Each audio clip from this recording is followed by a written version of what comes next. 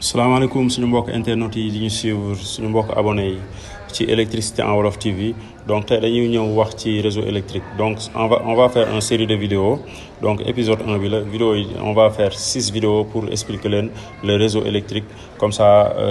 suñu mbokk électricien wala internautes yi nga xamante ne xamuñu ci lu bëri ñu am benn aperçu donc comme chaîne éducative la on essaye de faire mieux donc de 0 à 50 volts. Donc dañuy ñëw ci dañuy wax ne réseau bi c'est une réseau très basse tension donc TBT abrégé TBT donc de 50 à 500 volts donc on va dire basse station A donc noonu lañ ko tuddee basse station A abrégé BTA